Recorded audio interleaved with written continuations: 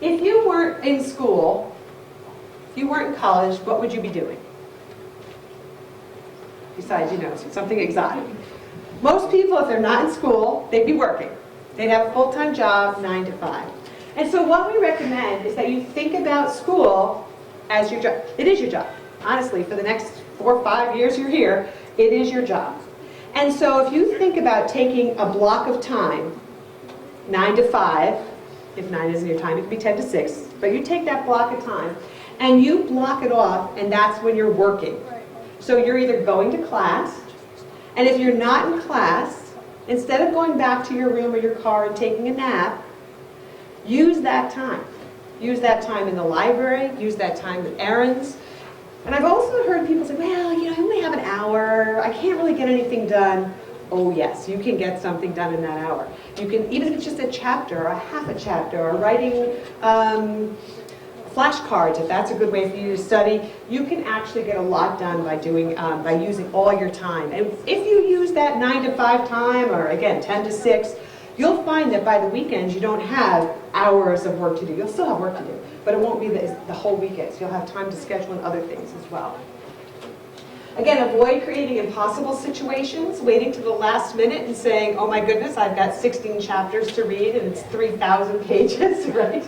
That's impossible, so if you, again, break it down into smaller sections. Identify your best time of day and use it. Don't identify your best time of day as being 8 o'clock at night and then end up saying, well, that's the time I'm going to spend with my friends. It's wonderful, but it's the best time for you and for them, but that's the time that you want to really focus in on your projects. Avoiding distractions. Anybody like to study in their room? No. No. I have to be here. You have to be here. But you know that, which is the first step, which is wonderful. Many times people try to study in their room and they don't understand, why can't I study in my room? Even if it's quiet. Well, there's other things in your room. There's the PlayStation, if that's still applicable. There's your computer with the Facebook. There's the phone. You get tired. Hey, there's your bed. That's the other thing. So, you know what? I'm just going to read on my bed. The next thing you know, I'm reading an app. So you want to make sure that you really know what your distractions are and change your environment. So if you can't study in that particular place, change it. And of course, this room and the new room over the student computing and faculty computing have done wonderful things about creating spaces on campus where you can sit and you can talk and you can study and you can rest. So if you don't think it's best in your room, feel free to use all the other facilities on campus because they're really here for you. I mean, that's what it's about. So avoiding those distractions and be prepared. There's nothing worse, and I'm sure you've all done it. I know I have. I'm ready. I'm packing up. 9 o'clock in the morning is my best time of the day. I'm going to the library. I get to the library. Oh, forgot my book. Got to go back, get my book. So really try to be prepared ahead of time so you can really do that. And then again, using your waiting time. Just so that you know, they say, I've got the list here. According to an efficiency expert, Michael Florentino, in a lifetime, the average American will spend 7 years in the bathroom, 6 years eating, 5 years waiting in line, 5 years, 3 years in meetings, 2 years playing phone tag, 8 months opening junk mail, and 6 months waiting at a red light. Now, I'm not suggesting that when you're waiting at a red light that you're doing anything else except paying attention to the road, but the other times, if you're waiting in line, if you're waiting for an appointment, if you're waiting for a professor, if you're waiting for a doctor, that's the time to have something in your bag. Again, I know flashcards aren't necessarily the coolest thing to carry around with you everywhere, but you can put them even on your phone sometimes and use those kinds of things so that you're able to use them. Every time you're waiting, use it, if it's between those times, use it so that it's good time. It's time that you're able to reread something. I understand that chances are if you're waiting in line, you're not carrying your textbook, but certainly now there's textbooks online. It makes it a little bit easier for you to have access.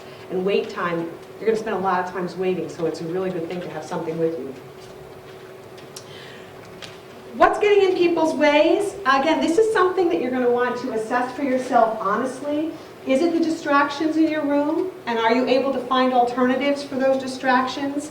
Identify what those biggest time wasters are. If somebody, your really great person down the hallway keeps knocking on your door every time you turn around, it's time to either talk to them about it or move on into another location where you're able to study.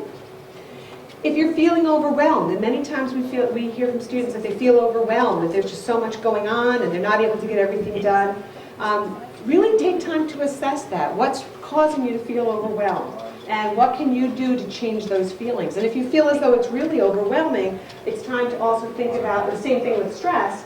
It's time to utilize your resources and perhaps see somebody in academic advisement or the counseling center that can maybe help you to work on some of those things as well.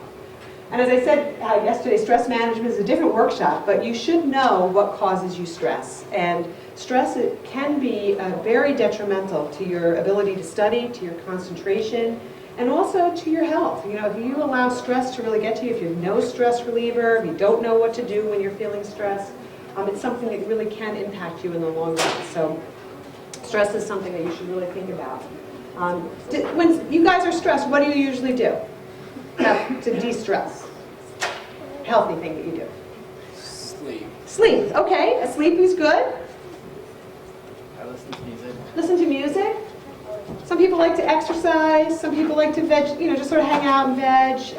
Whatever it is that you like to do, you should be able to know what that is, so when you're feeling stressed, you know to listen to music. Now, having said that, sleeping and listening to music or just hanging out, you also have to watch how long you do that, because if it's something you really enjoy doing and it's making you feel better, many times you're like, oh, I'll just do it for the rest of the day. And that adds another level of stress. It makes you feel more overwhelmed. So you just have to say, I'm going to give myself a half an hour.